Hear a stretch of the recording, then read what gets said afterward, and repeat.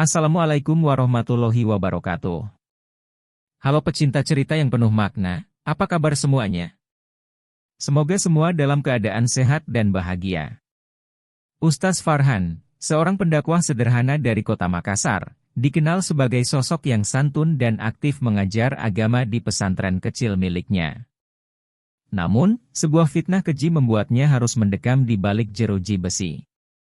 Meski awalnya terpuruk, ia bangkit dan menjadikan penjara sebagai ladang dakwah, mengubah banyak napi menjadi lebih baik dan bahkan mengislamkan beberapa di antaranya. Suatu hari, seorang remaja bernama Roni, yang dulunya dikenal sebagai anak jalanan dan sering terlibat pencurian kecil-kecilan, datang menemui Ustaz Farhan. Dengan suara lirih, ia berkata, "Ustaz, saya ingin berhenti. Saya ingin belajar agama, tapi saya takut." Ustaz Farhan tersenyum lembut. "Takut pada siapa, nak? Bukankah Allah lebih besar dari rasa takutmu?" Roni mengangguk ragu. Ia tahu bahwa keluar dari lingkungan kriminal bukan hal yang mudah. Ada banyak orang yang tidak akan membiarkannya pergi begitu saja. Beberapa hari setelah kejadian itu, Anton mulai memperhatikan bahwa semakin banyak anak muda yang dulu bekerja untuknya mulai berubah. Mereka tidak lagi datang ke tempat perjudian atau ikut mengedarkan narkoba. "Siapa yang menghasut mereka?" geramnya. Seorang anak buahnya menjawab, "Kayaknya mereka sering ikut pengajian Ustaz Farhan, Bang." Anton mulai menyusun rencana untuk menghentikan pengaruh Ustaz Farhan.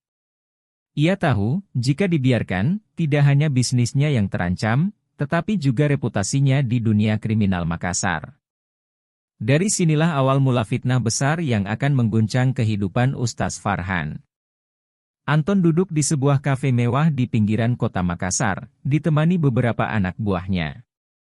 Wajahnya tampak gelisah, bukan karena takut pada hukum atau polisi, tetapi karena bisnis haramnya mulai menurun drastis. Beberapa pelanggan setianya yang dulu tak pernah lepas dari judi dan narkoba kini lebih sering terlihat di masjid mengikuti pengajian Ustaz Farhan. "Bang, kalau begini terus, kita bisa bangkrut," kata seorang anak buahnya, Dani, dengan nada was-was. Anton menyesap kopinya perlahan, lalu meletakkan gelasnya dengan kasar. "Aku sudah tahu siapa biang keroknya. Itu Ustaz Sok Suci, Farhan." Ia mengertakkan giginya. Baginya, Farhan adalah ancaman. Bukan hanya karena ia merubah anak-anak muda yang dulunya menjadi aset bisnis gelapnya, tapi karena ia mulai kehilangan pengaruh di lingkungannya sendiri. Kalau dia terus berkhotbah di mana-mana, kita bakal kehilangan lebih banyak orang. Kita harus cari cara buat ngejatuhin dia. Anak buahnya saling bertukar pandang. Mereka tahu Anton bukan orang yang main-main dalam urusan bisnis. Jika ia menganggap seseorang sebagai ancaman, maka orang itu akan segera disingkirkan. "Tapi Bang, dia itu Ustaz. Orang-orang hormat sama dia," ujar Dani. Anton menyeringai licik. "Justru itu masalahnya. Kalau kita pakai cara kasar, kita bisa dicurigai. Tapi kalau kita pakai otaknya, kita bisa bikin dia jatuh tanpa kita harus menyentuhnya sama sekali." Mereka lalu mulai merancang fitnah yang akan menghancurkan hidup Ustaz Farhan. Anton tahu bahwa masyarakat sangat sensitif terhadap dua hal, uang haram dan pelecehan. Maka, ia memutuskan untuk menjebak Ustaz Farhan dengan salah satu dari dua isu itu.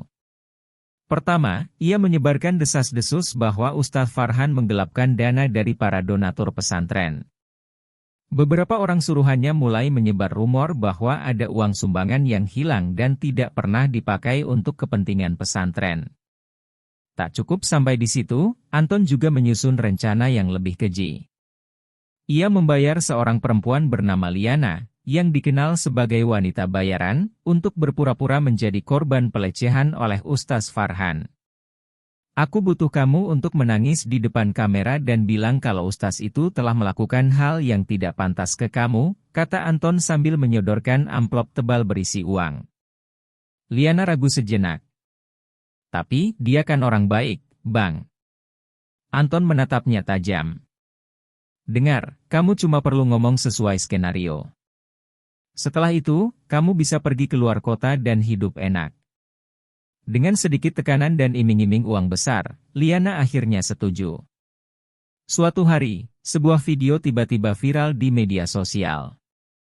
Dalam video itu, Liana menangis sambil mengaku bahwa ia dilecehkan oleh Ustaz Farhan di sebuah kamar setelah ia datang untuk meminta bantuan keuangan bagi keluarganya. Berita itu menyebar begitu cepat. Media lokal mulai menulis headline besar. Ustaz terkenal Makassar terlibat skandal memalukan. Para jemaah yang dulu mengidolakan Ustaz Farhan mulai ragu.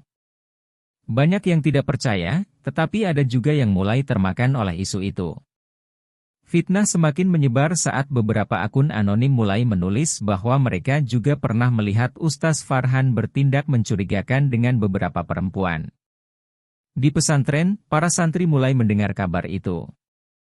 Hadi, murid setia Ustaz Farhan, marah bukan main. Ustaz nggak mungkin kayak gitu. Aku kenal beliau bertahun-tahun, serunya kepada teman-temannya. Namun, di luar sana, orang-orang tak peduli dengan kebenaran. Mereka hanya peduli dengan gosip yang menarik perhatian.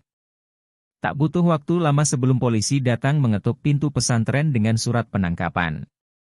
Siang itu, pesantren Darul Hikmah penuh sesak oleh orang-orang yang penasaran. Beberapa santri menangis, sementara yang lain berusaha menghalangi polisi. Pak, Ustaz nggak bersalah. Jangan tangkap beliau, seru seorang santri kecil sambil menangis. Namun polisi tetap membawa Ustaz Farhan ke mobil tahanan. Para wartawan sudah menunggu di luar dengan kamera mereka. Mereka langsung mengerubungi Farhan begitu ia keluar. Ustaz, apa benar Anda melakukan pelecehan? Bagaimana dengan uang pesantren yang hilang? Apakah ini alasan Anda sering memberi bantuan kepada perempuan miskin? Farhan hanya terdiam. Ia tahu bahwa dalam situasi seperti ini, membela diri hanya akan membuatnya terlihat semakin bersalah. Saat ia dibawa pergi, beberapa orang yang dulu mengaguminya mulai mencibir. Tuh kan, kelihatan alim doang. Pantesan sering nolong cewek-cewek miskin, ada maunya. Ini pelajaran buat kita, jangan gampang percaya sama orang yang kelihatannya suci. Namun di antara mereka, ada juga yang masih percaya. Hadi berlari mengikuti mobil polisi, berteriak sambil menangis, Ustaz, saya akan cari cara buat buktiin Ustaz nggak bersalah. Namun, pintu mobil tertutup, dan Ustaz Farhan resmi menjadi tahanan. Hari pertama di dalam penjara terasa seperti mimpi buruk bagi Ustaz Farhan. Ia ditempatkan di sel berukuran 3x3 meter yang dihuni oleh 4 napi lain. Ruangan itu terasa pengap, bau, dan jauh dari kata nyaman. Setiap napi memiliki tatapan berbeda saat melihatnya. Ada yang acuh, ada yang curiga, dan ada yang langsung memusuhinya. Salah satunya adalah Rijal, seorang napi bertubuh besar dengan tato di lengan dan wajah garang. Jadi ini dia si Ustaz bejat itu, kata Rijal sambil mendekati Farhan dengan tatapan penuh kebencian. Farhan tetap diam, memilih untuk tidak menanggapi. Ia tahu di dalam penjara, kata-kata yang salah bisa menjadi pemicu masalah besar. Rijal menyeringai. Sok suci di luar, padahal kelakuan busuk. Gue paling benci orang munafik kayak lo, katanya sambil mendorong bahu Farhan dengan kasar. Farhan tetap sabar, tidak membalas. Ia hanya menarik napas dalam dan berkata, saya tidak seperti yang mereka tuduhkan. Seorang napi tua bernama Bang Dika, yang selama ini hanya diam di pojok sel, mendengus kecil. Halah, semua orang yang masuk sini juga bilang begitu. Tapi kalau lo bener gak salah, ya buktikan aja nanti. Hari-hari awal itu penuh tekanan. Setiap napi punya kisahnya sendiri, dan sebagian besar dari mereka sudah kehilangan kepercayaan pada orang-orang yang mengatasnamakan agama. Di penjara, tidak ada kebebasan untuk beribadah seperti di luar. Namun, itu tidak menghentikan Ustaz Farhan untuk tetap menjalankan sholat 5 waktu. Malam itu, saat napi lain sudah mulai tidur atau mengobrol pelan, Farhan berdiri dan mulai sholat di sudut selnya. Suara lembutnya membaca ayat-ayat suci terdengar jelas di ruangan yang sunyi. Bang Dika yang awalnya tidur, mulai membuka matanya sedikit, memperhatikan. Rijal yang semula mencibir, kini hanya diam sambil mendengarkan bacaan sholat Farhan. Setelah sholat, Farhan berdoa dengan penuh ketulusan. Dalam doanya, ia memohon kekuatan, memohon keadilan, dan berdoa untuk semua orang di penjara itu. Perlahan, beberapa napi yang tadinya membencinya mulai melihatnya dengan cara berbeda. Malam itu, Bang Dika mendekati Farhan. "Lo beneran Ustaz, ya?" tanyanya dengan suara lirih. Farhan menatapnya dengan senyum kecil.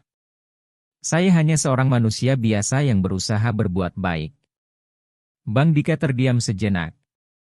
Lalu ia berkata, "Gue udah 10 tahun di sini. Banyak orang sok suci yang masuk penjara, tapi kebanyakan mereka nggak pernah sholat. Lo beda." Itulah awal dari perubahan kecil di dalam penjara itu. Hari-hari berlalu, dan kebiasaan Ustadz Farhan mulai menarik perhatian napi lainnya.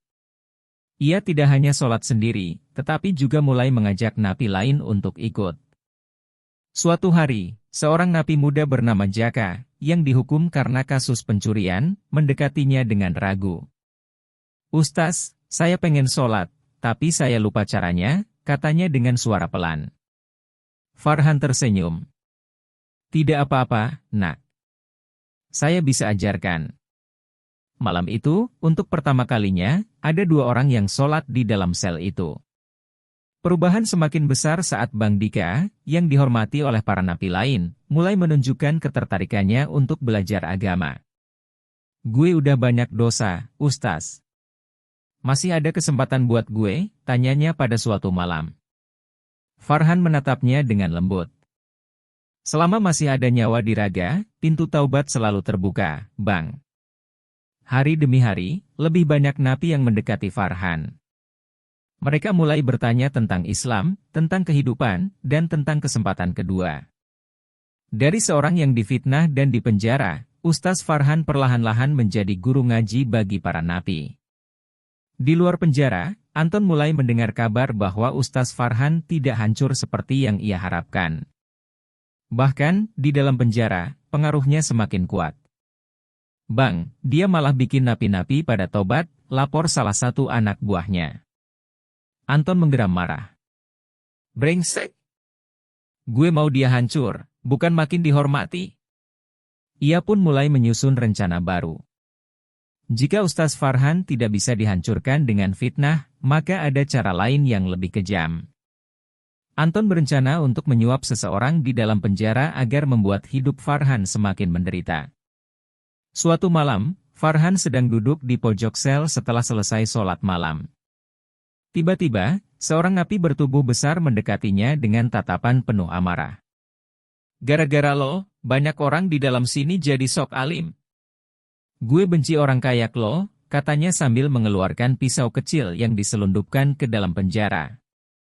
Para napi lain terkejut. Bang Dika langsung berdiri dan menarik Ustaz Farhan ke belakang. "Santai, bro. Lo mau bunuh orang gara-gara apa?" Bang Dika mencoba menenangkan. Tapi napi itu sudah dikuasai emosi. Ia mengayunkan pisaunya ke arah Farhan. Namun sebelum pisau itu mengenai Farhan, Bang Dika dengan sigap menahannya dan memukul napi itu hingga tersungkur. Keributan terjadi, dan para sipir langsung datang melerai. Setelah kejadian itu, napi yang menyerang Farhan akhirnya mengaku bahwa ia dibayar oleh seseorang dari luar untuk mencelakai Farhan. Siapa lagi kalau bukan Anton? Setelah kejadian itu, semakin banyak napi yang mulai melindungi Ustaz Farhan. Hadi, murid setia Farhan di luar penjara, juga tidak tinggal diam. Ia mulai mengumpulkan bukti-bukti untuk membuktikan bahwa Ustaz Farhan difitnah. Pelan tapi pasti, kebenaran mulai menemukan jalannya. Di dalam penjara, meskipun penuh ujian, Farhan tetap tegar. Ia tahu, Allah tidak pernah meninggalkan hambanya yang sabar. Kini, tinggal menunggu waktu hingga fitnah itu terbongkar dan keadilan kembali ditegakkan. Suatu hari, ia mendengar kabar bahwa ada seseorang yang mungkin mengetahui tentang fitnah yang menimpa ustaznya, Liana, perempuan yang dulu mengaku dilecehkan oleh Farhan. Liana awalnya menikmati hidup dari uang suap yang diberikan Anton. Setelah membuat pengakuan palsu, ia pergi keluar kota dan menjalani kehidupan baru. Namun, hati nuraninya mulai terusik. Setiap kali melihat berita tentang Ustaz Farhan, ia merasa bersalah. Ia tahu bahwa Ustaz itu tidak pernah melakukan apa yang ia tuduhkan. Pada suatu malam, ia bermimpi buruk. Ia melihat dirinya tenggelam dalam kegelapan, sementara Ustaz Farhan berdiri di kejauhan dengan wajah penuh cahaya. Keringat dingin membasahi tubuhnya saat ia terbangun. Ya Tuhan, apa yang sudah aku lakukan? Rasa bersalah itu semakin besar saat ia mulai melihat banyak orang membela Ustaz Farhan. Ia mulai merasa takut dengan dosanya sendiri. Di saat itulah, Hadi menemukannya. Hadi berhasil melacak keberadaan Liana dan menemuinya di sebuah rumah kos sederhana. Kak Liana, saya mohon, katakan yang sebenarnya. Jika Ustaz bersalah, biarlah dia dihukum. Tapi jika dia tidak bersalah, tolong bersihkan namanya. Liana menangis. Dalam hatinya, ia ingin mengaku, tetapi ketakutan terhadap Anton masih menguasainya. Aku tidak bisa. Mereka bisa mencelakaiku. Hadi menatapnya dengan tegas. Kak, ini bukan hanya soal Ustaz. Ini soal hidup kakak juga. Selamanya kakak akan hidup dalam bayang-bayang kebohongan ini. Kakak mau terus dihantui rasa bersalah? Liana menangis semakin keras. Ia sadar, selama ini ia hanya menunda hal yang seharusnya ia lakukan sejak dulu. Akhirnya, dengan penuh keberanian, ia mengangguk. Baiklah, aku akan bicara. Saat kabar bahwa Liana ingin menarik kembali pengakuannya tersebar, Anton menjadi marah besar. Perempuan itu berani macam-macam dengan gue. Jangan biarkan dia bicara. Ia segera mengirim anak buahnya untuk membungkam Liana sebelum semuanya terlambat. Malam itu, saat Liana hendak pergi ke kantor polisi untuk memberikan kesaksian, dua orang pria berbadan besar menghadangnya di jalan. Mau kemana, Nona? Salah satu dari mereka menyeringai.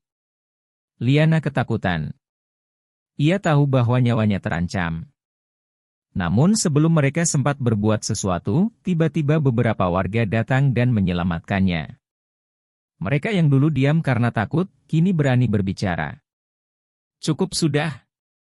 Kami tidak akan membiarkan kejahatan ini terus berlanjut. Para warga bersama Hadi segera membawa Liana ke kantor polisi dengan pengawalan ketat. Di sana, Liana memberikan kesaksian lengkap tentang bagaimana Anton membayarnya untuk memfitnah Ustaz Farhan. Semua mulai terbongkar. Di dalam penjara, Ustaz Farhan sedang mengajar beberapa napi mengaji ketika seorang sipir datang dengan wajah serius. Ustaz, ada yang ingin bertemu dengan Anda. Farhan keluar dan melihat Hadi, Liana, dan beberapa polisi. Liana maju perlahan dengan mata penuh air mata. Ustaz, saya telah melakukan kesalahan besar. Saya mohon maaf. Katanya sambil menangis terseduh-seduh. Farhan menatapnya dengan tenang. Ia bisa melihat bahwa perempuan itu menyesal. Saya sudah memaafkan Anda, bahkan sebelum Anda meminta maaf, jawabnya dengan lembut. Keesokan harinya, setelah melalui proses hukum, pengadilan akhirnya menyatakan bahwa semua tuduhan terhadap Ustaz Farhan tidak benar. Ia resmi dibebaskan. Saat keluar dari penjara, ratusan orang sudah menunggunya. Mereka bersorak, menangis, dan meminta maaf karena dulu sempat mempercayai fitnah itu. Namun, bagi Farhan, ia tidak ingin menyimpan dendam. Ia hanya bersyukur bahwa kebenaran akhirnya terungkap. Di sisi lain, Anton kini menjadi buronan. Setelah kasus ini terbongkar, polisi mulai menyelidiki bisnis gelapnya. Beberapa anak buahnya tertangkap, dan perlahan-lahan, jaringan kejahatannya hancur. Suatu hari, Anton tertangkap saat mencoba kabur ke luar negeri. Ironisnya, ia justru berakhir di penjara tempat yang dulu ia gunakan untuk menjebak orang lain. Di dalam selnya, Ia mendengar kabar bahwa Ustaz Farhan masih terus berdakwah, bahkan setelah bebas. Anton hanya bisa tertawa pahit. Ia pikir ia telah menghancurkan hidup Farhan, tetapi kenyataannya, Ustaz itu justru semakin kuat. Sementara itu, di tempat lain, kehidupan terus berjalan. Setelah bebas dari penjara, Ustaz Farhan tidak serta-merta kembali ke kehidupan lamanya seperti biasa.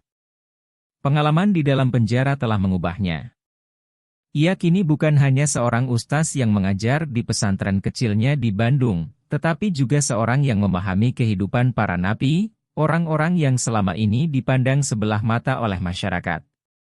Mereka bukan sekadar penjahat, tetapi manusia yang butuh bimbingan, yang masih memiliki kesempatan untuk berubah. Di hari pertama kembali ke pesantren, para santri menyambutnya dengan haru. Banyak yang menangis, meminta maaf karena sempat mempercayai fitnah yang menimpanya. Farhan hanya tersenyum lembut dan berkata, setiap orang bisa salah, tetapi yang paling penting adalah belajar dari kesalahan itu. Namun, ada satu kejutan lain yang menunggunya. Beberapa orang yang dulu menjadi napi bersamanya kini berdiri di halaman pesantren. Ustaz, kami ingin belajar lebih banyak. Jika di dalam penjara saja kami bisa menemukan cahaya, kami ingin lebih banyak mengenalnya di luar sini, kata Bang Dika, yang kini terlihat jauh lebih tenang dan bersahaja. Farhan terharu. Ia menyambut mereka dengan tangan terbuka. Dan sejak saat itu, pesantrennya bukan hanya menjadi tempat belajar bagi para santri biasa, tetapi juga bagi mantan napi yang ingin memulai hidup baru. Seiring berjalannya waktu, pesantren yang dulu kecil dan sederhana kini berkembang menjadi pusat rehabilitasi spiritual bagi mantan napi dan orang-orang yang ingin kembali ke jalan yang benar. Setiap hari, ada wajah-wajah baru yang datang dengan harapan mendapatkan ilmu dan kesempatan kedua. Ada Jaka, napi muda yang dulu belajar sholat di dalam sel. Kini ia menjadi salah satu pengajar muda di pesantren, membantu para santri kecil menghafal Al-Quran. Ada Rijal, pria bertubuh besar yang dulu membenci Farhan di penjara, tetapi kini justru menjadi murid setianya. Ustaz, saya dulu pikir agama itu cuma omong kosong. Tapi ternyata, saya yang salah. Saya ingin menghabiskan sisa hidup saya dengan lebih baik. Melihat perubahan ini, Farhan semakin yakin bahwa setiap orang berhak mendapatkan kesempatan kedua. Di tempat lain, Anton kini menjalani hukumannya di dalam penjara. Tidak ada lagi kekuasaan, tidak ada lagi anak buah yang bisa ia perintah. Ia kini hanya seorang tahanan biasa yang menjalani hari-harinya dengan penuh penyesalan. Setiap malam, ia teringat bagaimana ia telah menghancurkan kehidupan seseorang yang tidak bersalah, hanya demi kepentingan pribadinya. Hingga suatu hari, ia mendengar bisikan dari napi lain. Dengar-dengar, ada seorang ustaz yang dulu lo fitnah. Sekarang dia malah jadi guru ngaji buat mantan napi kayak kita. Anton terdiam. Berita itu terus menghantuinya. Hingga suatu malam, ia menangis untuk pertama kalinya dalam hidupnya. Ia tidak tahu harus berbuat apa, tetapi untuk pertama kalinya, ia merasa benar-benar kalah. Dan saat itulah, ia meminta dipindahkan ke masjid dalam lapas untuk belajar agama. Para sipir terkejut. Para napi lain heran. Tetapi Anton tahu, ini adalah satu-satunya cara untuk menebus kesalahannya. Beberapa tahun berlalu, dan pesantren Ustaz Farhan semakin besar. Banyak mantan napi yang telah berubah menjadi orang baik dan kembali ke masyarakat dengan kehidupan baru. Hingga suatu hari, ada seseorang yang datang ke pesantren dengan wajah yang sudah dikenalnya. Anton. Tubuhnya terlihat lebih kurus, wajahnya lebih tua, tetapi sorot matanya berbeda. Ustaz, saya tidak pantas ada di sini. Tapi saya ingin meminta sesuatu, katanya dengan suara lirih. Farhan tidak terkejut. Ia tahu bahwa Allah selalu punya cara untuk mengubah hati seseorang. Apa yang ingin kau minta? Tanyanya tenang. Anton menghela napas dalam. Saya tahu saya sudah menghancurkan hidup Ustaz. Saya tidak berharap Ustaz memaafkan saya, tapi bisakah Ustaz mengajarkan saya seperti Ustaz mengajarkan orang lain? Farhan tersenyum. Maaf sudah saya berikan sejak dulu, Anton. Dan jika kau benar-benar ingin belajar, pintu ini selalu terbuka untukmu. Anton menundukkan kepala. Untuk pertama kalinya dalam hidupnya, ia merasa benar-benar diterima. Hidup Ustaz Farhan telah melewati banyak ujian. Dari fitnah kejam, penderitaan di penjara, hingga akhirnya menemukan misi baru dalam hidupnya. Ia pernah kehilangan segalanya, tetapi pada akhirnya, ia mendapatkan sesuatu yang lebih berharga. Ia tidak hanya mendapatkan kembali kebebasannya, tetapi juga membawa cahaya bagi banyak orang yang telah lama hidup dalam kegelapan. Kini, ia tidak lagi dikenal hanya sebagai seorang ustaz. Ia adalah seseorang yang membuktikan bahwa kebaikan tidak bisa dihancurkan oleh fitnah. Bahwa keadilan mungkin datang terlambat, tetapi ia akan selalu menang pada akhirnya. Dan yang paling penting, ia membuktikan bahwa setiap orang berhak mendapatkan kesempatan kedua, selama mereka ingin berubah. Pesan moral dari kisah ini. 1. Kebenaran akan selalu menang. Setiap kebohongan mungkin bisa bertahan untuk sementara, tetapi kebenaran tidak akan bisa selamanya ditutupi. Kisah Ustaz Farhan mengajarkan bahwa meskipun difitnah, dipenjara, dan dihina oleh banyak orang, akhirnya kebenaran tetap terungkap. Tuhan tidak pernah tidur. Bagi siapapun yang mengalami ketidakadilan, tetaplah bersabar dan berdoa. Kebenaran mungkin datang terlambat, tetapi ia akan selalu menang pada akhirnya. Sesungguhnya Allah bersama orang-orang yang sabar. Quran Surat Al-Baqarah 153. 2. Setiap orang berhak mendapat kesempatan kedua. Banyak napi di penjara yang awalnya hidup dalam kegelapan. Mereka mungkin pernah berbuat salah, tetapi bukan berarti mereka tidak bisa berubah. Melalui dakwah Ustaz Farhan, banyak mantan napi yang akhirnya menemukan jalan kembali kepada Tuhan. Mereka belajar agama, memperbaiki diri, dan bahkan menjadi orang yang lebih baik daripada sebelumnya. Kisah ini mengajarkan bahwa setiap orang berhak mendapatkan kesempatan kedua, asalkan mereka mau berusaha untuk berubah. Orang yang terbaik bukanlah yang tidak pernah melakukan kesalahan, tetapi mereka yang mau bertaubat dan memperbaiki dirinya. 3. Jangan mudah mempercayai fitnah dan berita bohong. Fitnah adalah senjata paling kejam yang bisa menghancurkan kehidupan seseorang.